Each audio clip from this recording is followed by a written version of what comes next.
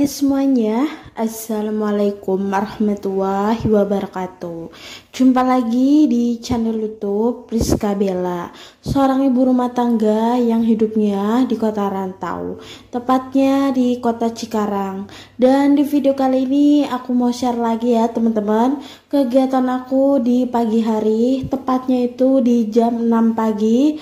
Alhamdulillah ini udaranya cerah banget dan gercep. Aku untuk jalan-jalan pagi sama pas suami sambil beli daun pisang dan lontong dari daun pisang ya teman-teman, jadi buat sarapan gitu untuk lontongnya. Dan nanti aku juga mau bikin pepesan tahu gitu pakai daun pisang.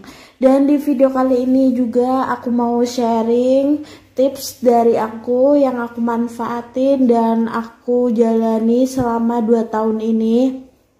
5 tips hidup hemat tapi tidak pelit dan bisa bermanfaat untuk banyak orang. Dan di video kali ini langsung aja aku bakalan paparin dari apa yang aku terapkan selama ini.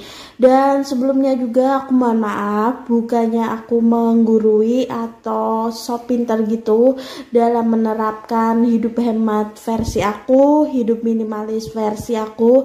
Di sini aku itu hanya share aja ya teman-teman yang aku terapkan dan banyak banget manfaat yang aku rasakan.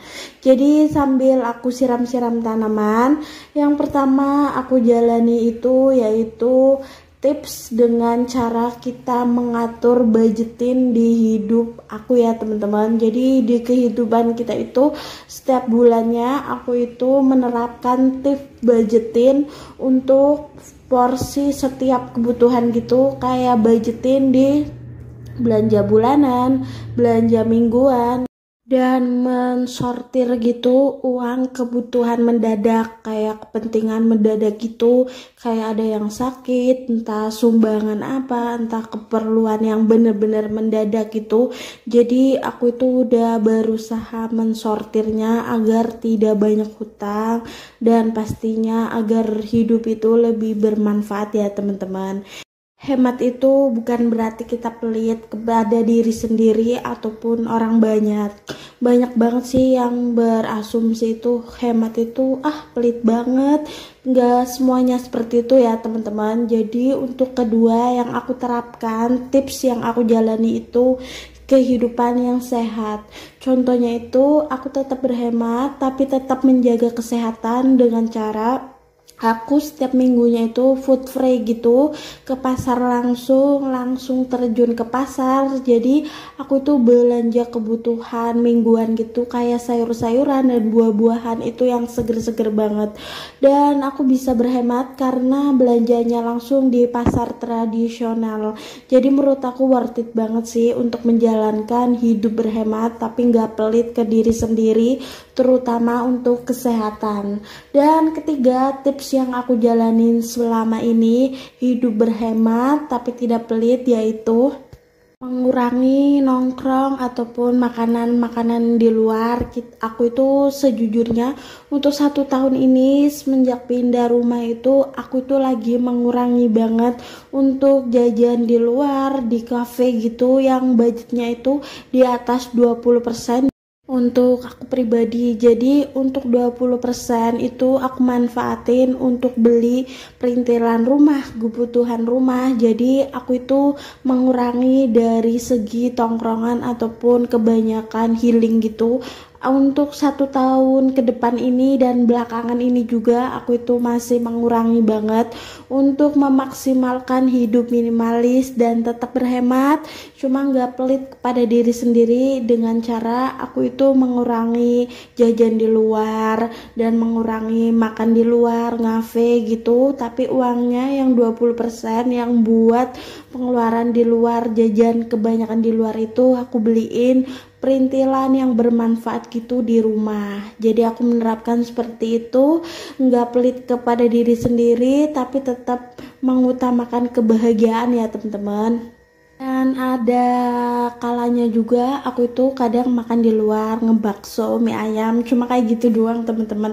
Dan untuk 1 tahun ini aku bener-bener stop banget sih untuk nongkrong di cafe gitu, yang budgetnya itu 3 kali lebih banyak dibandingkan aku itu jajan-jajan biasa ya.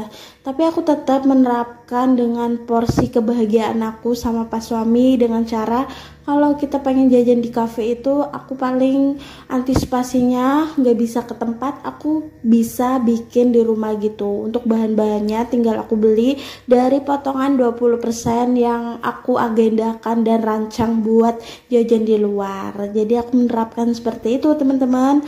Dan keempat yang aku terapkan, mengesampingkan gengsi dibandingkan kebutuhan. Dan aku itu orangnya sekarang tidak terpaut pamer-pameran, gengsi, bagus-bagusan gitu. Jadi di kota rantau itu emang bener-bener menjaga kemaksimalan hidup itu tergantung kita ya teman-teman, mau niru gaya hidup orang lain ataupun niru gaya hidup teman-teman kita yang gak sesuai dari porsi budget kita. Jadi aku pribadi untuk di rantau itu mengesampingkan gengsi dari apa yang orang-orang lingkupnya itu jauh beda dari aku jadikan motivasi untuk orang yang lebih tinggi dari porsi yang aku punya.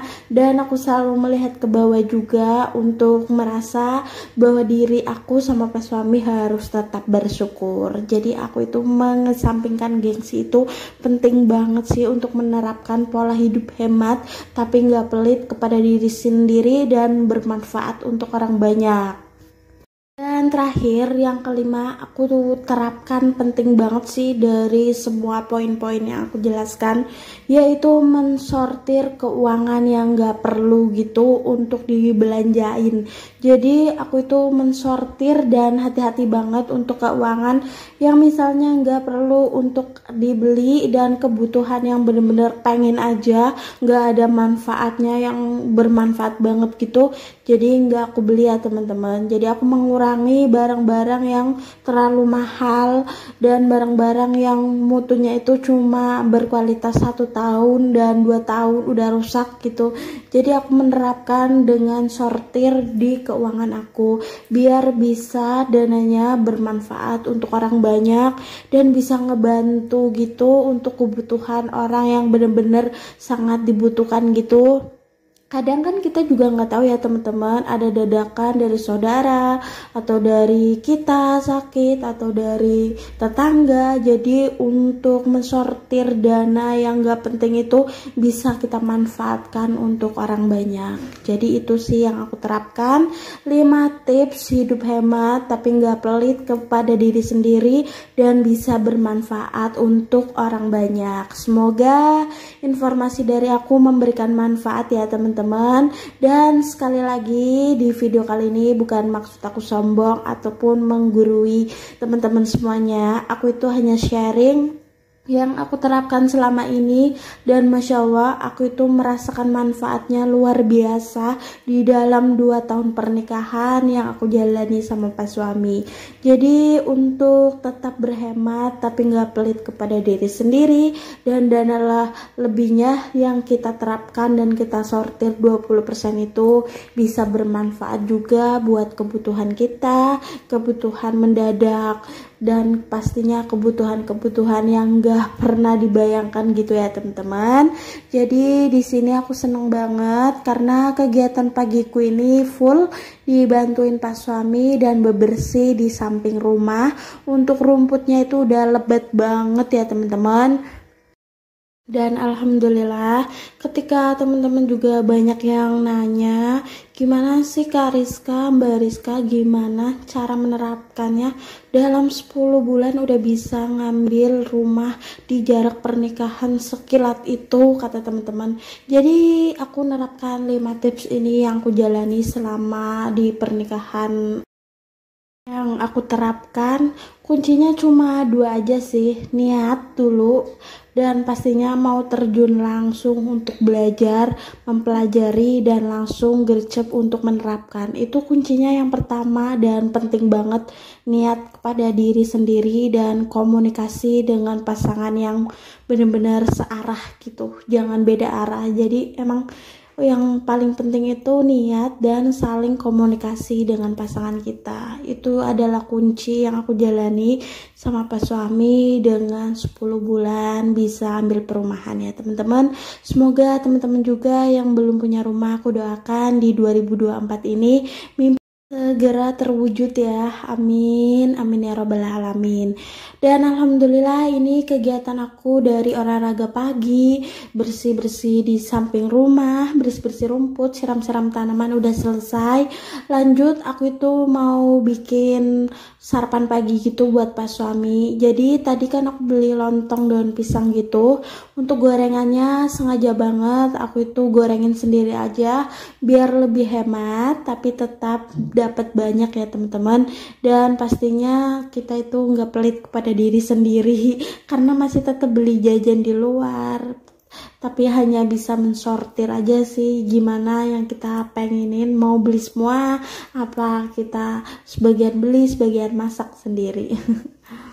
Jadi sampai di sini dulu ya teman-teman untuk vlognya. Aku mohon maaf jika ada salah-salah kata dalam ucapan aku di video kali ini, dan terima kasih yang sudah berkenan untuk menonton video sederhana aku di YouTube channel Rizka Bella. Jadi sampai di sini dulu ya teman-teman. Wassalamualaikum warahmatullahi wabarakatuh.